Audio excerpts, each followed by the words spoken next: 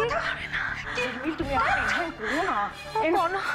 বেঁচে বেঁচে শুভ দিনগুলো দেখে কাণ্ড ঘটায় মেয়েটা। নিজে শান্তিতে থাকবে না, অন্য কাউকে শান্তিতে থাকতে দেবে মেয়েটা। আমিও তো সারাক্ষণ ভয় ভয় থাকি, কি যে হলো কে জানে। আচ্ছা তোমরা এখনই এরকম কেন করছো? বলতে মানে ভয়ানক কিছু একটা ঘটে গেছে। শোনো বড় বৌদি, বৌরানী কিন্তু অনেক কিছু জানে, অনেক কিছু বোঝে, তাই নিজেকে সামলানোর ক্ষমতা মেয়েটার এখন তৈরি হয়ে গেছে। কোনো খবর এসেছে কি? ওই তো এসে গেছে। কি গো, কোনো খবর পেলে? আমি বুঝতে পারছি, আমি পুরোপুরি কনফিউজড। কি হলো হঠাৎ করে? মানেটা কি তুই বুঝতে পারছিস না? মানেটা কি কনফিউজ? ও কি বলছে আমি তো বুঝতে পারছি। তুমি কিছু করছো না কেন এখনো? অস্থির হয়ো না শ্রী, আমাকে একটু সময় দাও প্লিজ। কোথাও নেই, সারা বাড়ি খুঁজে এসেছি, কোথাও নেই বৌরানী। যা ভয় পেয়েছিলাম তাই হলো, আমার একটা অঘটন পালিয়েছে মেয়েটা। আচ্ছা মা, এখানে সবাই আছে, তুমি এত টেনশন করো না প্লিজ। আচ্ছা তুই ভাব, এতগুলো মানুষের শুধু শুধু চিন্তা, হ্যাঁ কোনো মানে হয়? আপনি কেন এত টেনশন করছেন? বৌরানী কোথায় যাবে? কোথায় আর যাবে বৌরানী? নিশ্চয়ই ওর একটা খোঁজ পাওয়া যাবে। Please please wait. Hello, yes.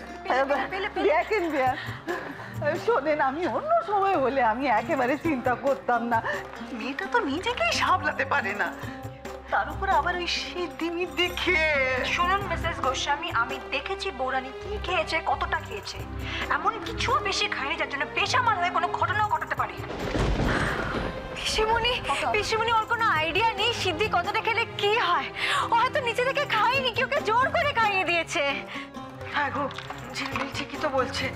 দেখো, কেউ হয়তো জোর করে কনককে খাইয়ে দিয়েছে আর ও বেসামাল হয়ে একেবারে বাড়ি ছেড়ে বেরিয়ে চলে গেছে। আচ্ছা আমি না একটা জিনিস বুঝতে পারছি না, তোমরা সবাই যে যার মতো করে ভেবে যা খুশি কেন বলে যাচ্ছে বলো তো? কেন, ওই যে বললো ও গেট থেকে বেরিয়ে চলে গেছে, তাই জন্যই তো বললাম। তার আগেও সাত্তকীর সাথে ছিল বড় বৌদি। আরে ওকে কেউ গেটের কাছে ডেকেছিল, তাই ওখানে গেছিল। ও তখন সুস্থ স্বাভাবিক ছিল। হ্যাঁ মিস্টার গোস্বামী। তুমি শুনতে সাথে কি বললো? বৌরানী যদি গেটের বাইরে বেরিয়ে গিয়ে তাকে ধরে তোলের দিন রাস্তায় অনেক খারাপ খারাপ লোক আছে, যদি কিছু হয়ে যায় আমার ভীষণ টেনশন হচ্ছে। আমরা তো গাড়ি নিয়ে চারপাশটা খুঁজেও দেখলাম, কোথাও তো।